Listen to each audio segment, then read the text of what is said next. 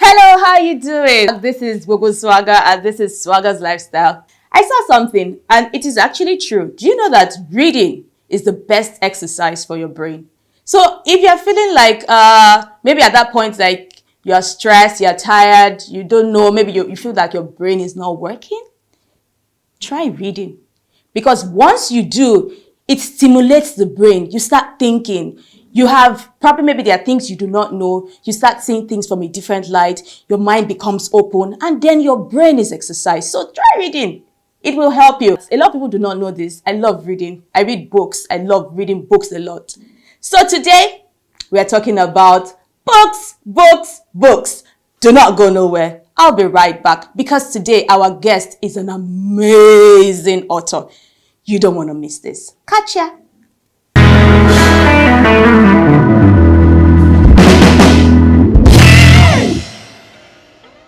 Welcome to Lifestyle. So, boom! Isn't this amazing? A Walk in the Desert.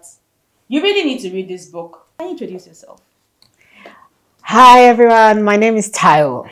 So I'm the author of A Walk in the Desert. I'm a diplomat. I'm Nigerian, certainly. Okay. And I am married. I'm a mom of one. There are a few things I'm passionate about. I'm passionate about public speaking. I'm passionate about negotiation. I'm passionate about public policy. I'm passionate about Nigeria. Oh, that's good. And I'm a coordinator of a group of young professionals passionate about public speaking. And there we seek to build confidence in public speaking in young professionals. And the name of the group is Eloquent Orators. That's what we are. I love the name. Yeah. So you said you are a negotiator. Negotiator of money, of deals, or... Oh, okay. As a civil servant, functionary, I represent Nigeria, as a diplomat. I represent Nigeria in a lot of international negotiations or international conferences. And I've had to negotiate on behalf of Africa as well. So, oh, that's good. Yeah. You said you're a diplomat. So how many languages can you speak?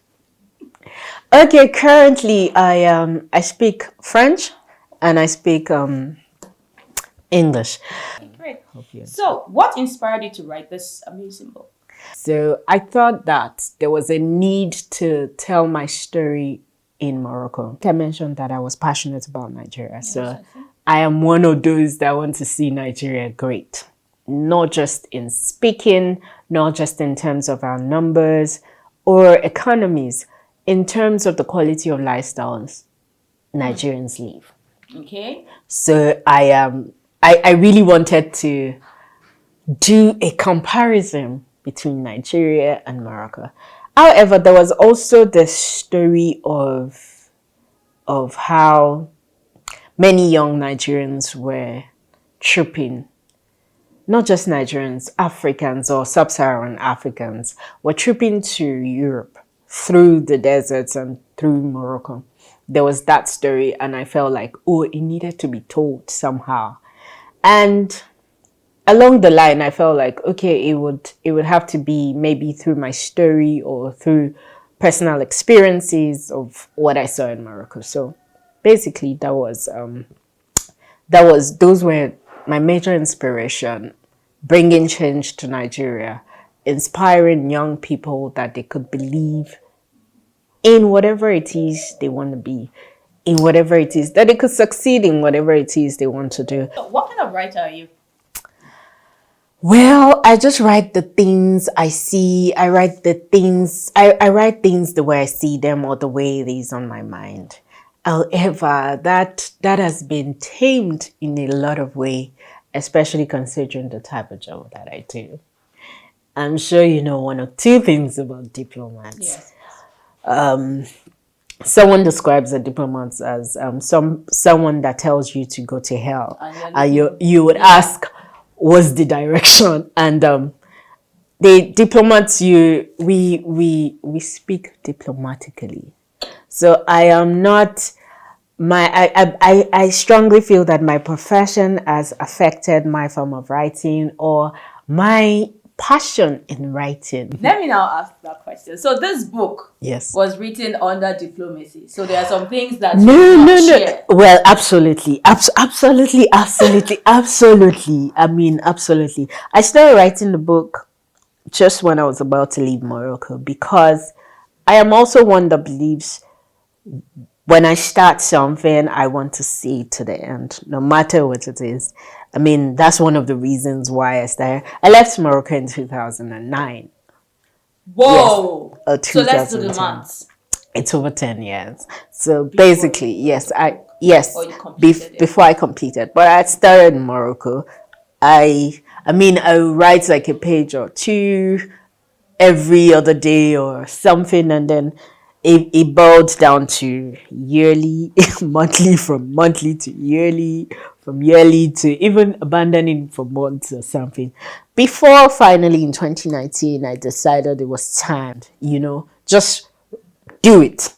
If I continued to waste time, some of the context of the book will become irrelevant in today's day, because obviously Morocco didn't stay where it was 10 years ago. They've evolved. Yes, they've evolved. And then there's the issue of time that makes you forget things. That's true. So the longer it takes, the more I would forget things. So And fill it up with new memories. yes, exactly. So I thought it was time, and boom. Okay, so I think gave it's it more time for me effort. to ask you this question so you do not forget. What is your favorite memory about living in Morocco? I had a lot of great memories living in Morocco, and one of those is I'll share a couple if you don't mind. Fine. So for me, it was at my graduation. One of my favorite memories was looking at my final year grade and seeing that, wow, you did it, you made it, and looking at my project, seeing that I wrote an entire book in French. I mean, academically, that. On the social aspect, one of my favorite memories was one time, it was my birthday, and my boyfriend then gave me a Swatch wristwatch. Really? Yes. It was such a beautiful watch, and I felt like I was on top of the world. I think that was one of my favorite memories as well. Like, yes. Can you tell us about your probably maybe one or two embarrassing moments living in Morocco? Most embarrassing will be one day in my final year in school. My Moroccan lecturer, a lady, she looked at me she was having lecture. We were not so many in our class in my final year, so we were having lecture, and she was my lecturer in international law, and there was something I did not understand. So I stopped her and I'm like, Madam, excuse me, please, so, and I would like to understand what this is. And she goes, with disdain in her face, she goes, who is this lady speaking like a primary 2 pupil? Wow. In front of the whole class. That was, for me, one of my most embarrassing. And thankfully that day, some of my colleagues in class stood up for me and was like, madam, you should really praise this girl. She's from an Anglophone country. She doesn't speak French where she comes from.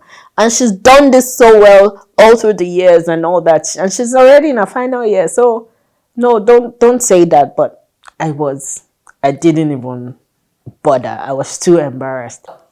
I read your book and I read this amazing book in a day. I started and I could not drop it. Yes, I'm not trying to be diplomatic.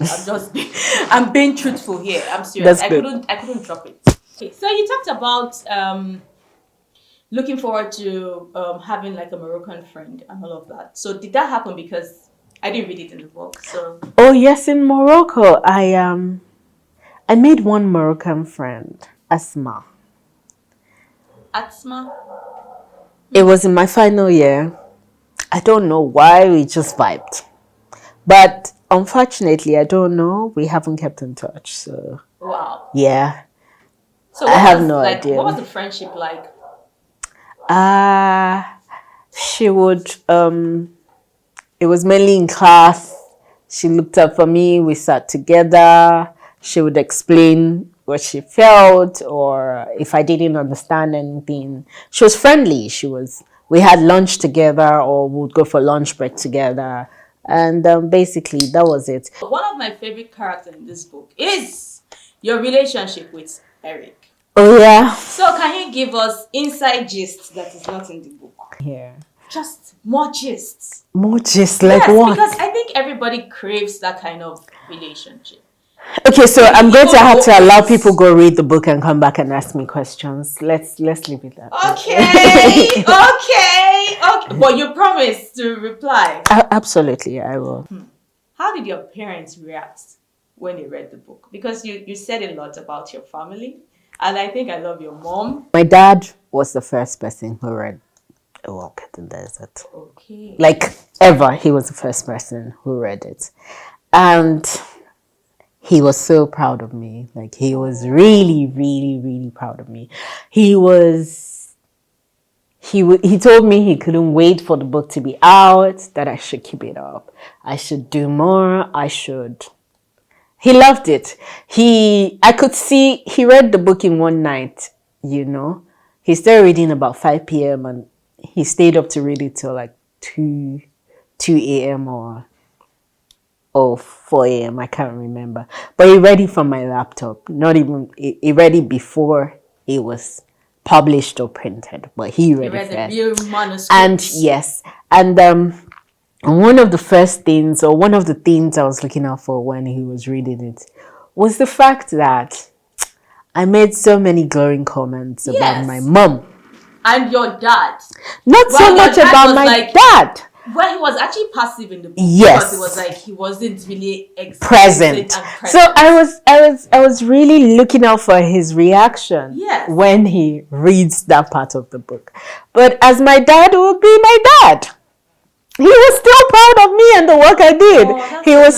He did not even, but I mean, he did not feel an atom of jealousy. I don't think so. You would see it, but he never did. He was really, really proud. It was the truth about our relationship. But you see, my dad is like the most amazing person. It was difficult for me to accept that I didn't have so much like I did about my mom. I think my mom must have taken like 3 or 4 pages. But my dad was like a single page and a half. And I'm like, no, that is more than all of this. But it's okay. It's one of those things. And he did not feel any way about it. He was still happy. Yeah. So how soon should we expect another book from you? What I can tell you is, yes, I am looking at writing other books and other stories. But until there's an inspiration for other books and other stories, absolutely, why not? However, what I can say is there's going to be a translation of the book. Oh, to French. Yes, to French, by God's grace. Arabic. So, no, French first, please. Let's deal with the French first. So are we going to have like an audio version of the book? I don't know yet, but for now, there's going to be a translation. So that's like the next step. But I'm looking forward to people buying it. It's like a window or like a door into the life of Taiwo Mise in a foreign land. So I'm willing to share this space with people. So I need people to see it, read it, absorb it, and, learn from it. So I want to make a reference to page 3. All right. In the book. Let me just read this part. It says, a walk in the desert is a clarion call to every Nigerian that we can become more, that we can build a country that we are all proud of. Yeah. Of course, it won't be easy. It is not supposed to be. But with shared commitment and focus, we can turn things around and birth a new story of shared greatness. Do you still have hope in Nigeria? Well, first of all, I would say yes Yes, please. in the first place. If I didn't have hope, I would have left. And you'll be in Canada by Yes, now. I would No, have or left. probably maybe because of where you're working. No. Maybe that's the Regardless, reason. no. If I didn't have hope in Nigeria, I think I'll be in Canada or Australia or somewhere different. I would have, sincerely. But you see, every day when I wake up, one of my affirmation to myself is that Nigeria is going to be a better place. And I'm going to be part of this, of the history that made Nigeria a better place. Now, you read international relations, Yeah. and you read it in a different climate, Language. different from what we have in West Africa. How were you able to? Juxtapose. Yes, please. I try to be as focused as possible in whatever it is I want to do. So, having the knowledge that I was coming back to Nigeria, number one thing was I knew that I needed to be grounded if I was going to work with my degree in Nigeria. But first, I had worked in a bank. I served in a bank, then I got employed in another bank.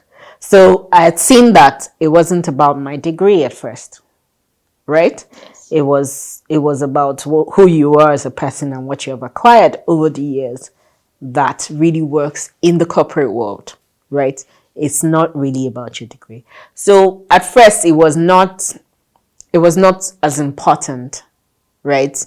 Trying to bring my degree into what I've learned and all of that. No, it was who I had become eventually.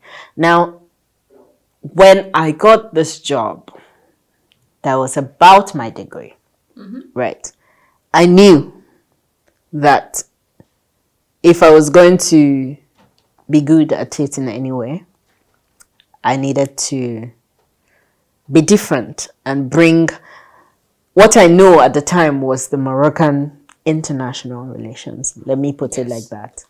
I needed to know well the Nigerian international relations, and which entailed history, which entailed Nigeria's policy, Nigeria's foreign policy, and all of those. I needed to know that well. So for me, it was a time of double learning, far more than what my colleagues would do. I knew that I was at a disadvantage. I needed to put in more effort. So at the academy, I did a whole lot of work. I'm not sure, maybe more than my other colleagues, but I tried because I knew that what they know, I don't know. Yes. So I'm sure you did times two. Yes, that's how I see things. So first I realized there's a problem, right?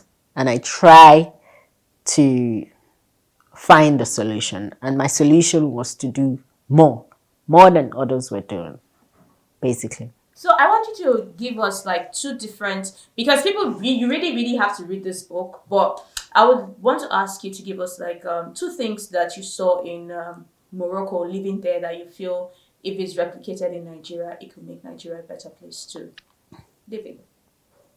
On the spot. Okay, so first thing might be each Moroccan, the attitude of every Moroccan.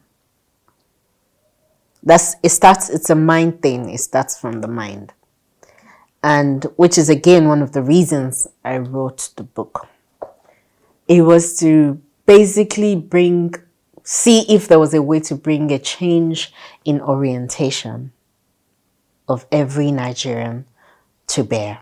Now, the thing was every Moroccan loved Morocco, doing their own part. If everyone would just do their own part, I think things will work. So for me, that's the number one thing, the attitude. Bringing that attitude over, like loving Nigeria. Loving not just ourselves, but loving the country and believing that it could work. if we do that, I think it will help us make a better place. Like that way, we will not be selfish. One person will not want to pack all the billions and go and stash away somewhere. If we just think about Nigeria and its future. That's one thing I learned. Then second thing I'd like to see replicated. I don't know how they did it, but how they had lights. Because lights is like everything else. Like if we have light, a lot of things would make sense. Yes, to make things very easy.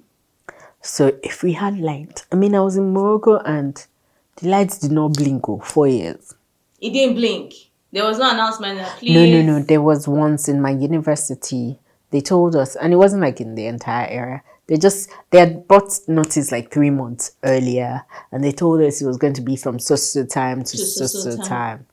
And it came back 10 minutes earlier than the time they said. Wow. It come back. So let's keep trusting that Nigeria would be a better place. Yeah, that's and probably all when this book is in the hands of every Nigerian and every West African and everybody in the world, they'll be able to see things differently. Because this book actually brings about a change. Because it changed my mindset actually about certain things. And then I got to see how they gave like holiday when the king was circumcising his son. Like, okay.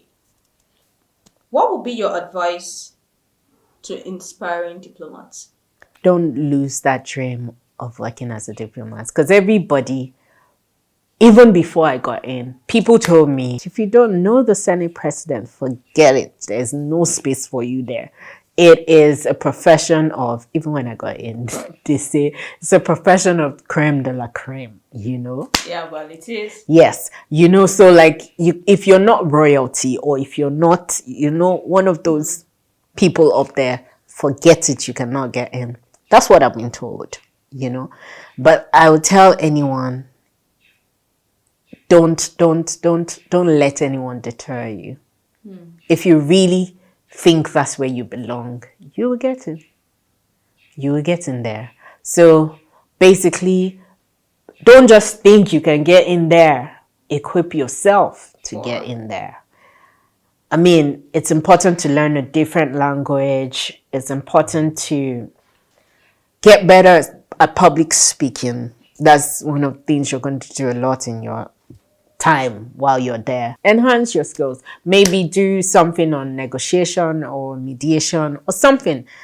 Bring on board something that would differentiate you from others, that would say that, okay, this is someone who's going to bring something better on board for Nigeria. Yeah, because I mean, everybody has a degree. Everybody has.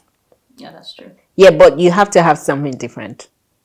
So, yeah, basically hone your skills, do something different. And I would like to leave this word with you. Get this book. Yes, please get the book, please.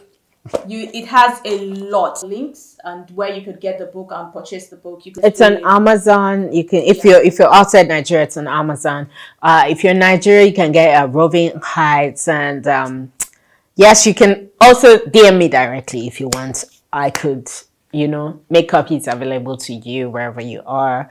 If you're an adult, you have younger people or someone that you really need to inspire or something, you can buy for young girls. The Beauty You Endorsed Ngozi Okonjo-Iweala. That for me was a big deal. Like it was to tell every young Nigerian girl or every young African girl that no matter what it is, you can get there. So thank you so much for staying here, and we're coming to our giveaway session. Do not go nowhere. So I'll be giving out 3 autographed copies of A Walk in the Desert to 3 followers. And to win the book, like I said, 3 followers, you have to subscribe to Swagger's Lifestyle YouTube channels and follow me on my social media handles, and Swagger's Lifestyle on our social media handles as well. And finally, you have to answer one question. If you really follow the interview, you would be able to answer this question very easily. And the question is, what year did Taiwo get to Morocco? And please answer in the comment section. And I look forward to picking a winner. Thank you so much for coming and for being on the show today. And thank you for writing this amazing book. We are thankful to you for penning it down. And we have just this little gift for you. Thank you so much. Thank you so much. You're welcome. Do not forget to get the book, Work in the Desert. Hello and welcome back. Hope you had a wonderful time listening to that amazing discussion with our she's not too young, she's old. Don't let her deceive you. Diplomats. We had a very wonderful time. And I can't wait for you to win those 3 books that she has. And definitely, we have dropped all the links where you could actually buy your copy and gift someone with it. And I will leave you with this. We should be the change we want to see, and definitely the world will be a better place. I still remain Gbogbo Swagger, and this is Swagger's Lifestyle. Do not forget to subscribe, like, share, comment, and turn on the notification. Till I see you next time, be the change you want to see. Thank you. Bye.